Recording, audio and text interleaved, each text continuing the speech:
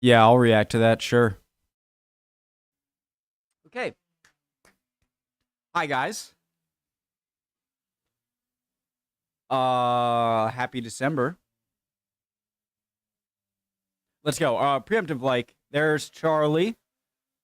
Sweden joining NATO would crush Russian power. Caspian Report. Awesome channel.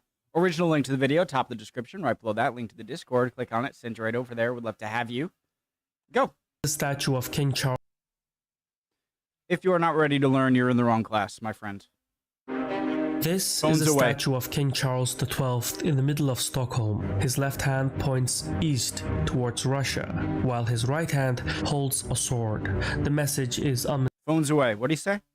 towards Russia. Charles XII in the middle of Stockholm. His left hand points east towards Russia, while his right hand holds a sword. The message is unmistakable. The king is warning his fellow Swedes of the perpetual danger coming from the Russians. Suffice to say, Russia plays a predominant role in Swedish strategic culture, so much so that the country has had a neutrality policy since 1812, going about its own business and steering clear of Russia.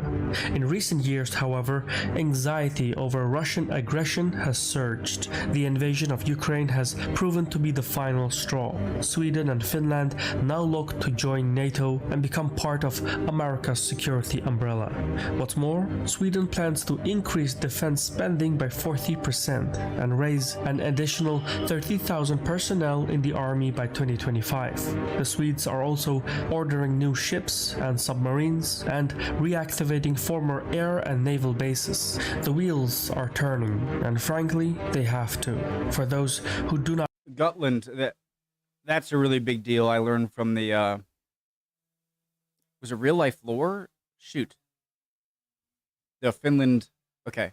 move, but yeah, I know that's a big deal because it can work, it can act as like an aircraft carrier. Don't notice their chains. They have to. For those who do not move, don't notice their chains.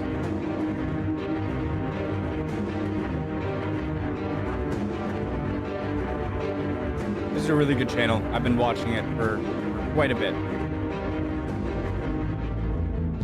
Today's video is sponsored by Masterworks. Household sponsor, guys, please, any video I watch that I react to, if they have a sponsor, just please, if this interests you, use their link.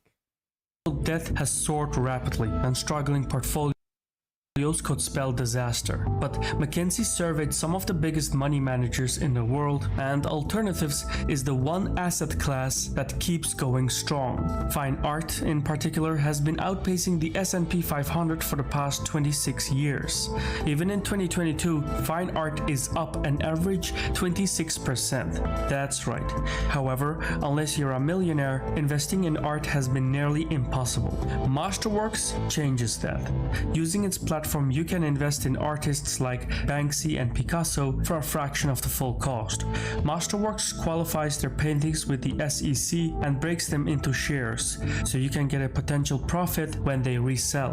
The results speak for themselves. There have been 9 sales this year, with the last 3 returning 21, 17, and 13% net to their like investors. In times like these, that is nothing short of remarkable. Sign up for Masterworks now and use the link in the description to get priority access. Swedish neutrality goes back over a century, but it is a policy made possible by geography. While Denmark and Norway have historically looked west for growth, Finland... I just want to say, you know, I feel like there's been talk of like, why is there a lot more Finnish talk than there is Swedish talk? And I think it's less so about the military power that they both bring to the table, and more about the fact that Finland was a former part of the Soviet Union, or a part of Russia at one point, and it was also part of Sweden at one point. But and that like it shares a long border, and so just because Finland gets more talk doesn't mean that anyone is saying Finland is more helpful. You know what I mean? Has absorbed all the blows coming from the east. Yes, geography has been good to Sweden, but at the same time, less than 1/3 of the country is hospitable. The north is covered by dense forests and mountains, making much of the region inaccessible. It has valuable mining sites, but other than that, it is sparsely populated. Further to the south is the demographic and industrial heart of Sweden. The belt from Gothenburg to Stockholm to Malmö is where most of Sweden's 10 million citizens live and work. And since the Swedish heartland is surrounded by sea, maritime. What about down here? So there aren't a lot of big cities down here either? It's either like a lot Stockholm and then a lot on the southwestern coast. And then this island here? Okay. Is that connected? Maritime trade with the European Union accounts for a great deal of Sweden's prosperity. Without that trade, Sweden would lose about 45% of its GDP. The Baltic Sea is one of the busiest waterways in the world, accounting for about 15% of the global maritime trade. The freedom of navigation is thus essential. 15%? How? Of the globe, one of the busiest waterways in the world, accounting for about 15% of the global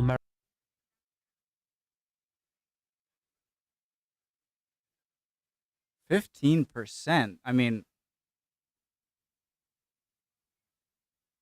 maritime trade. That seems like a lot for just this area. The freedom of navigation is thus essential to the interests of all the riparian states.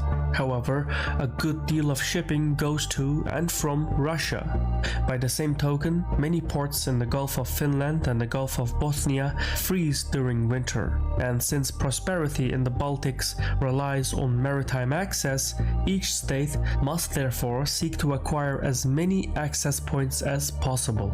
This geographic dilemma turns the Baltic Sea into a battle space between west and east.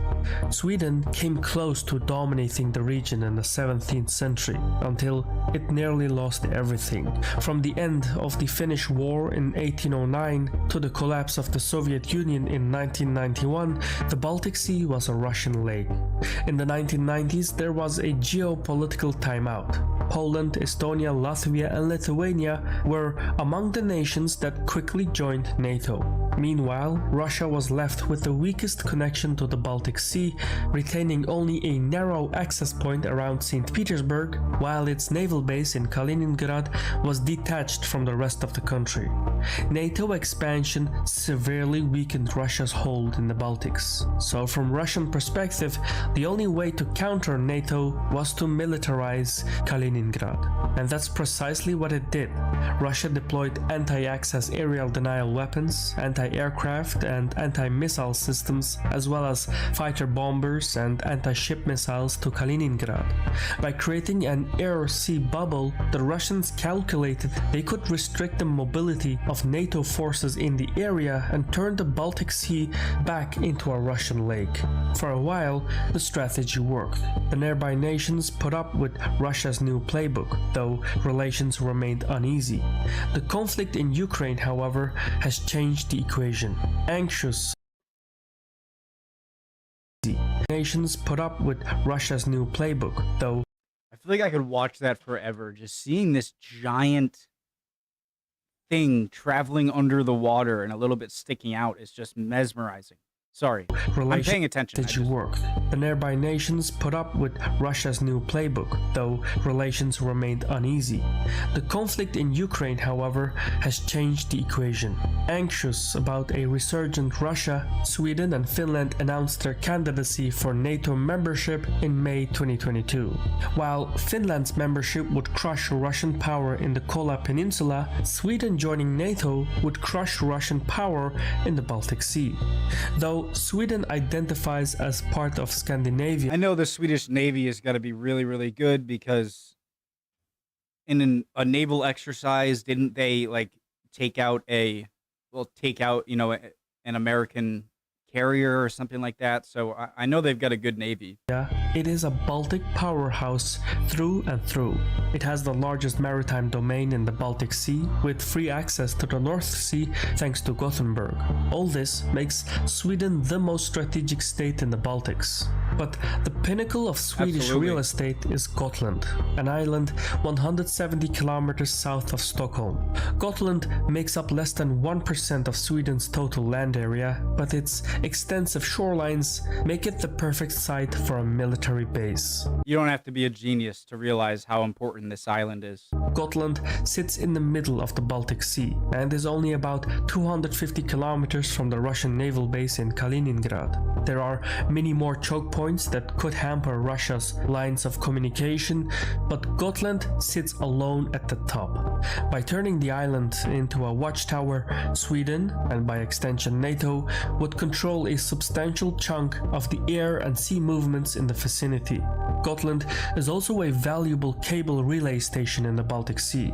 You see, underneath the sea, a set of submarine cables connect the periphery.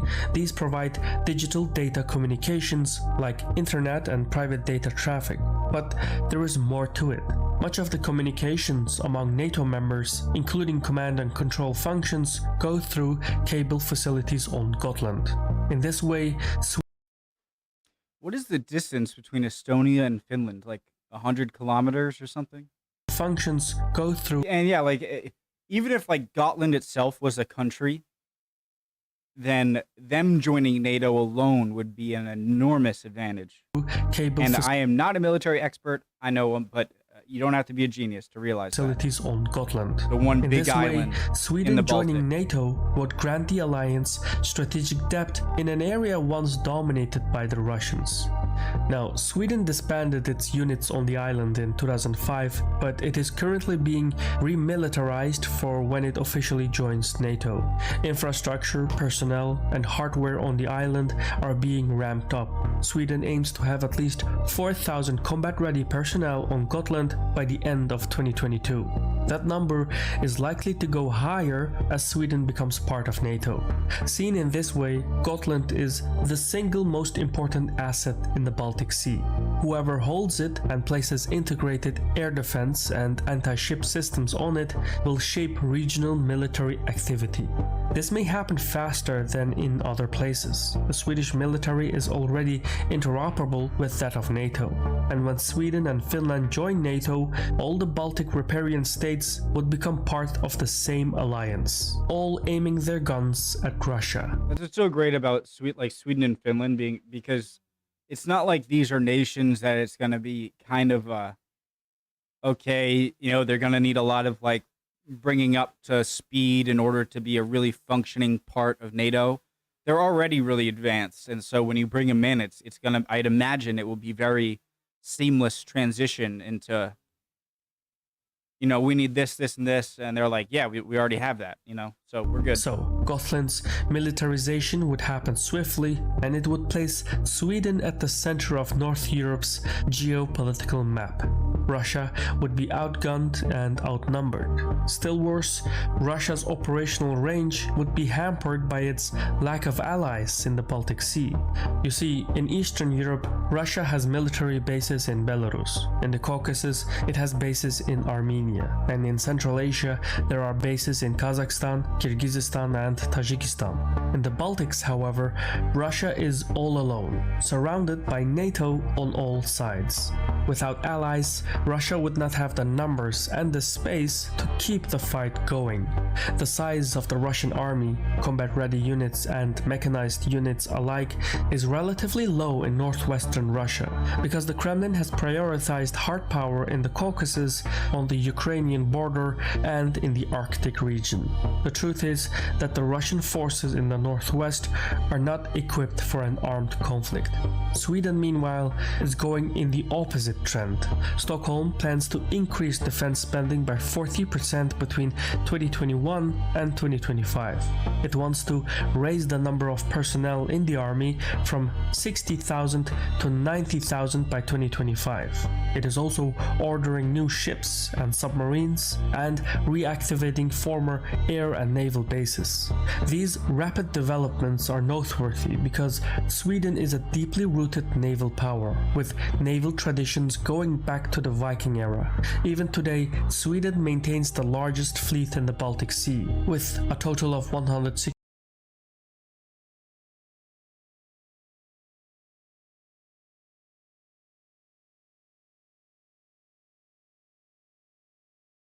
Jesus. Why is Finland is larger than Jeez.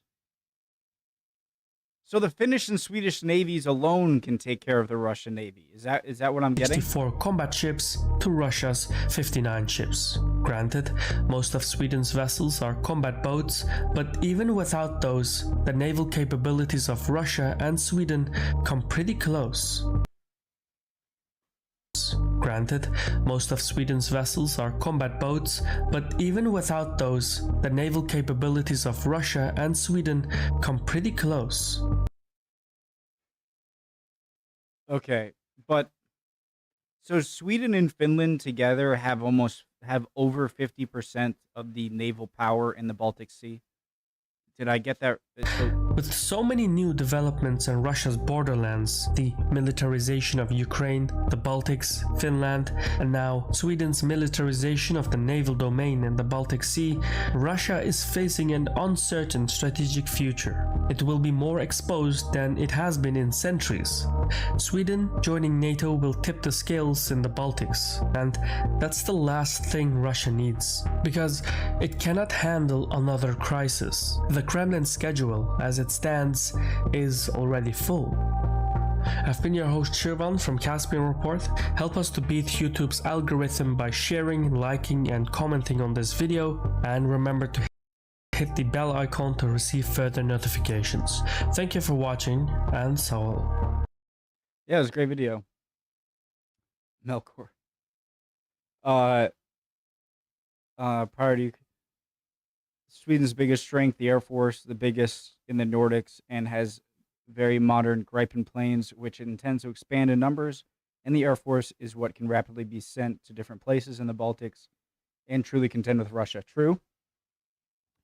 Okay. Sacrifice to the algorithm gods. Great video as always. Keep up the great work.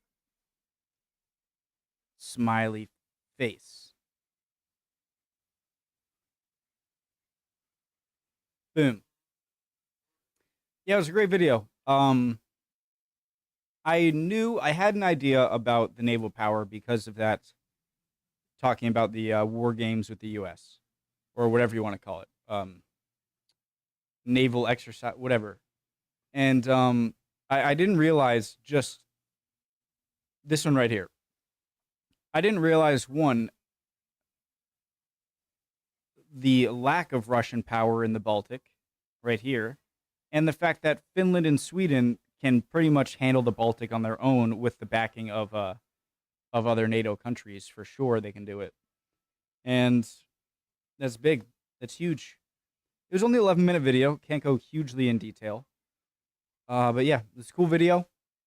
Hope you guys can teach me something, or hope you learned something. And I'll see you guys next time, all right? Bye, guys.